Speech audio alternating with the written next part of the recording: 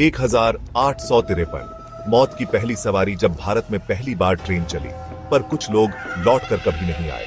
उस रात घड़ी ने जैसे सांस लेना बंद कर दिया था। 16 अप्रैल 1853 की रात बोरीबंदर स्टेशन पर हल्की हलचल थी, लेकिन आसमान पर कुछ और ही लिखा था। बादल गहरे थे, हवाएं ठंडी और भारी, और हवा में जैसे किसी अनजाने डर की सिसकियां छुपी हुई थी। स्टेशन मास्टर रामशरण ने आसमान की ओर देखा और बुदबुदाया, कुछ तो गलत है। आज की रात साधारण नहीं है। वो जानता नहीं था कि कुछ ही देर में इतिहास रचा जाएगा।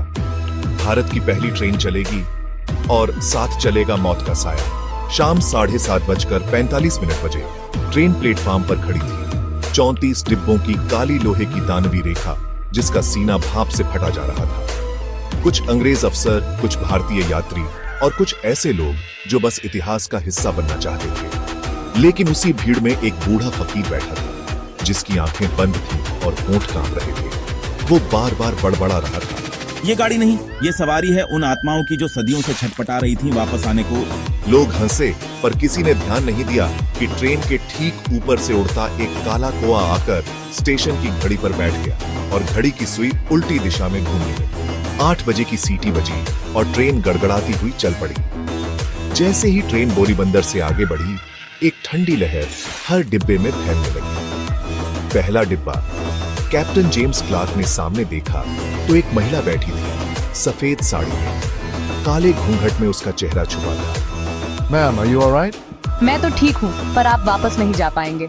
जेम्स की आंखें फटी रह गईं। उसने इमरजेंसी चेन खींची, लेकिन ट्रेन रुकी नहीं।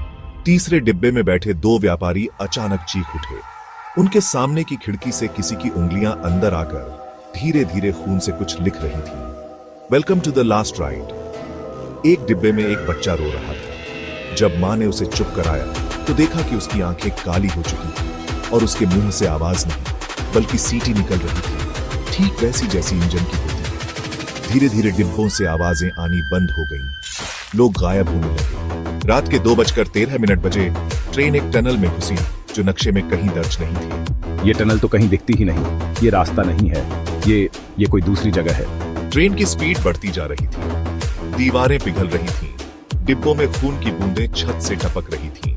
जो इस सफर पर चढ़ा, वो अपनी मौत खुद चुनता है। सुबह 4 बजे जब ट्रेन थाने पहुंची, केवल 7 लोग उसमें बचे थे। बाकी 393 यात्री गायब। डिब्बे में चादरें थीं, सूटकेस थे, गहने और जूते, पर कोई इंसान नहीं। हमारी प्यास बाकी है। आज भी बोरीबंदर स्टेशन के पुराने हिस्से में रात को एक पुरानी सी सीटी सुनाई देती है।